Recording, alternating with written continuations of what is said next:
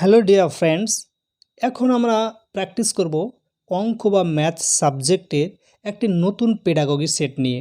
প্রথম যে প্রশ্নটি সেটি হলো, নিচের কোনটি মূলদ সংখ্যা? নিচের কোনটি মূলদ সংখ্যা? একের অপশান এ √0.25, √0.25। অপশান এ হচ্ছে মূলদ সংখ্যা।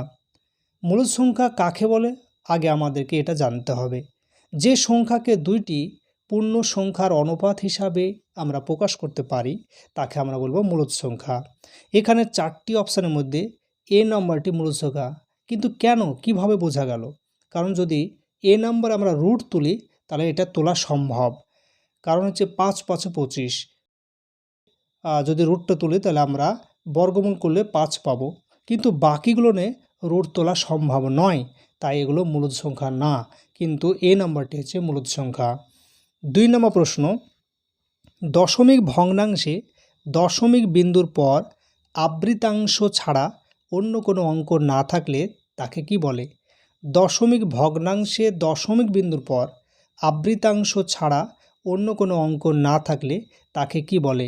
2 এর অপশান এ বিশুদ্ধ পৌনঃপুনিক, বিশুদ্ধ পৌনঃপুনিক। 3 নম্বর প্রশ্ন, কোনো ভগ্নাংশের লব ও হরকে স্বাভাবিক সংখ্যায় প্রকাশ করতে পারলে ওই সংখ্যাটি কোন ধরনের সংখ্যা? কোনো ভগ্নাংশের লব ও হরকে স্বাভাবিক সংখ্যায় প্রকাশ করতে পারলে ওই সংখ্যাটি কোন ধরনের সংখ্যা হবে? 3 এর অপশান এ, তাকে আমরা বলবো মূলদ সংখ্যা। কারণ মূলদ সংখ্যাকে p/q আকারে বা ভগ্নাংশ আকারে আমরা প্রকাশ করতে পারি। 4 নম্বর প্রশ্ন, শূন্য সহ সকল ধনাত্মক সংখ্যাকে কি বলা হয়? শূন্য সহ সকল ধনাত্মক সংখ্যাকে কি বলা হয়? 4 এর অপশান ডি অখণ্ড সংখ্যা বলা হয়। অখণ্ড সংখ্যা কাকে বলে, তার সংজ্ঞা কি? শূন্য সহ সকল স্বাভাবিক সংখ্যাগুলিকে আমরা বলবো একত্রে অখণ্ড সংখ্যা, যেমন 0, 1, 2, 3 ইত্যাদি। 5 নম্বর প্রশ্ন, কিছু সংখ্যা রয়েছে, এই সংখ্যাগুলি আসলে কী ধরনের সংখ্যা? 5 এর অপশান হচ্ছে বি সসীম দশমিক ভগ্নাংশ সংখ্যা বলা হয়। সসীম দশমিক ভগ্নাংশ সংখ্যা কাকে বলে আগে আমাদেরকে এটা জানতে হবে। যে সংখ্যাকে ভাগ করলে দশমিক সংখ্যার পর সংখ্যাগুলি সসীম, অর্থাৎ একটা নির্দিষ্ট সময়ে ফলাফল বের হয়ে সেটা শেষ হয়ে যাবে। সসীম মানে যার সীমানা রয়েছে, একটা নির্দিষ্ট সময় সেটা শেষ হয়ে যায়, তাকে আমরা বলবো সসীম দশমিক ভগ্নাংশ সংখ্যা। আর অসীম মানে হচ্ছে যেগুলো শেষ হবে না, চলতেই থাকবে, সেগুলো বলবো অসীম দশমিক ভগ্নাংশ সংখ্যা। তাহলে 5-এর যে প্রশ্ন সংখ্যাগুলো রয়েছে সেগুলো একটা নির্দিষ্ট সময়ে শেষ হয়েছে, তাই এগুলো বলবো সসীম দশমিক ভগ্নাংশ সংখ্যা। 6 নম্বর প্রশ্ন, সমদ্বিবাহু ত্রিভুজের সমান দুটি বাহু বর্ধিত করলে উৎপন্ন কোণদ্বয় হবে কি কোণ? সমদ্বিবাহু ত্রিভুজে মানে যে ত্রিভুজের দুটো বাহু সমান, সেই সমান দুটি বাহুকে বর্ধিত করলে উৎপন্ন কোণদ্বয় হবে কি কোণ? 6 এর অপশান বি স্থূলকোণ হবে।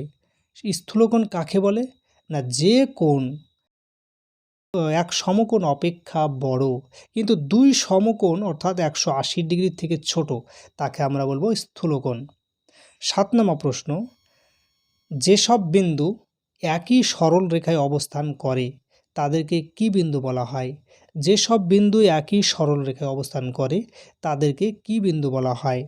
7 এর অপশান বি সমরেখ বিন্দু, সমরেখ বিন্দু। 8 নম্বর প্রশ্ন, একটি ইটের কয়টি তল আছে? একটি ইটের কয়টি তল আছে? 8 এর অপশান এ একটি ইটের 6টি তল রয়েছে, একটি ইটের 6টি তল রয়েছে। 9 নম্বর প্রশ্ন, কোনো সমকোণী ত্রিভুজের সমকোণী বিপরীত বাহুকে কি বলে? কোনো সমকোণী ত্রিভুজের সমকোণীর যে বিপরীত বাহু তাকে আমরা কি বলবো? 9 এর অপশান সি, তাকে বলবো অতিভুজ, অতিভুজ। 10 নম্বর প্রশ্ন, এখানে একটি অঙ্ক দেওয়া রয়েছে, কোনো সমকোণী ত্রিভুজের অতিভুজ ও একটি বাহুর অন্তর, অন্তর মানে পার্থক্য দুটোর মধ্যে 36 মিটার এবং অপর একটি বাহুর দৈর্ঘ্য 48 মিটার হলে অতিভুজের দৈর্ঘ্য কত? এখানে অতিভুজের একটি ফর্মুলা রয়েছে, সেই ফর্মুলা অনুযায়ী আমাদেরকে বের করতে হবে।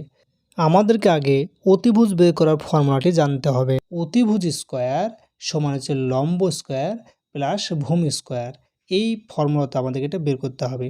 10-এর অপশান হচ্ছে অপশান এ 50 মিটার। তাহলে 10 নম্বর প্রশ্নের অ্যান্সার হচ্ছে অপশান এ 50 মিটার। নেক্সট প্রশ্ন হচ্ছে 11 নম্বর।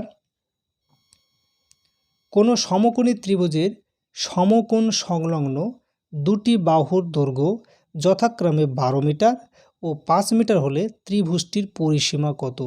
কোনো সমকোণী ত্রিভুজের সমকোণ সংলগ্ন দুটি বাহুর দৈর্ঘ্য যথাক্রমে 12 মিটার ও 5 মিটার হলে ত্রিভুজটির পরিসীমা কত? এখানে সমকোণী ত্রিভুজের পরিসীমা চেয়েছে। পরিসীমার সূত্র কি? ভূমি প্লাস উচ্চতা প্লাস অতিভুজের তিনটি সমষ্টি হচ্ছে ত্রিভুজটির পরিসীমা।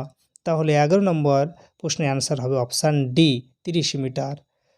12 নম্বর প্রশ্ন, কোন পরিমাপক স্কেলের সাহায্যে বিচ্যুতির পরিমাপ করা যায় না?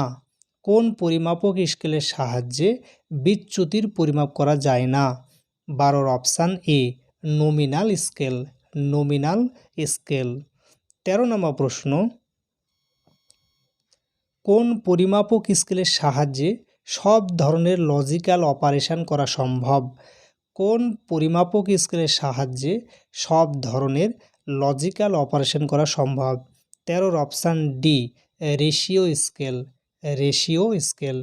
14 নম্বর প্রশ্ন, এখানে একটি ইমেজ রয়েছে, তার মধ্যে একটি জায়গায় কোশ্চেন মার্ক বা জিজ্ঞাসা চিহ্ন রয়েছে।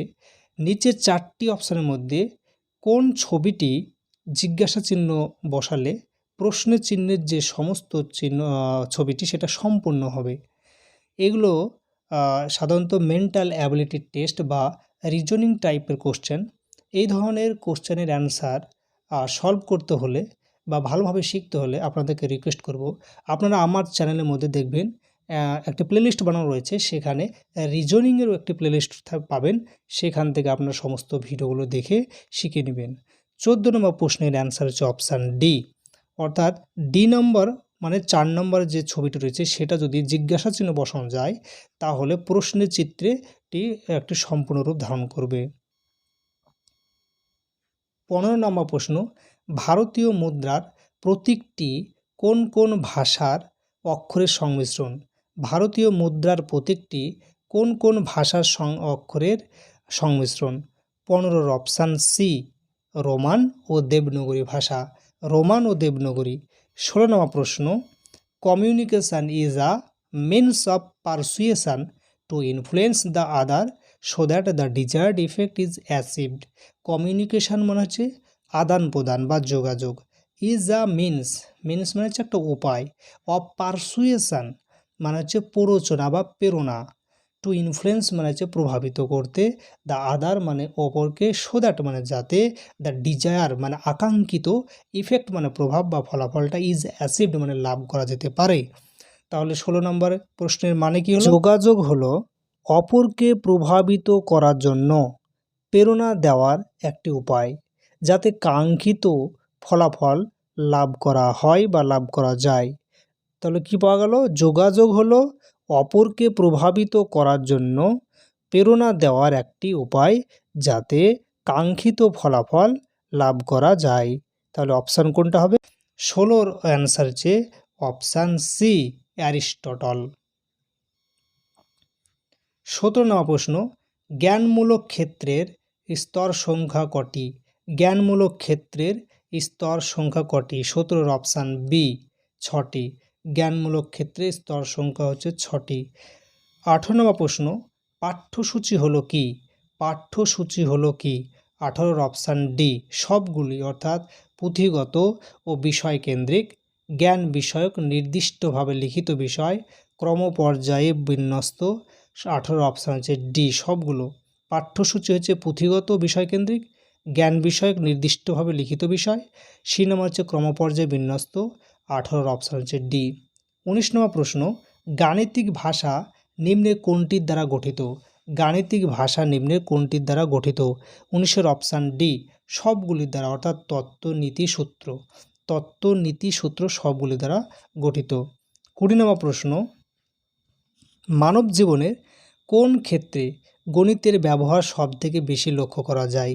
মানব জীবনের কোন ক্ষেত্রে গণিতের ব্যবহার সবথেকে বেশি লক্ষ্য করা যায়? 20 অপশান হচ্ছে বি, মনোবৈজ্ঞানিক ক্ষেত্রে, মনোবৈজ্ঞানিক।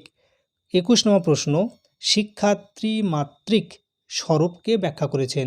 শিক্ষা ত্রিমাত্রিক স্বরূপকে ব্যাখ্যা করেছেন? 21 option A, Benjamin Bloom, Benjamin Bloom. 22 নম্বর প্রশ্ন, শিক্ষা চতুর্মাত্রিককে ব্যাখ্যা করেছেন? শিক্ষা চতুর্মাত্রিক ব্যাখ্যা কে দিয়েছেন? 22 অপশান 22 অপশান হচ্ছে বি, সেটা হচ্ছে কি গরনল্যান্ড, গরল্যান্ড। 23 নম্বর প্রশ্ন, নিরবচ্ছিন্ন ও সার্বিক মূল্যায়নের কথা কোথায় বলা হয়েছে?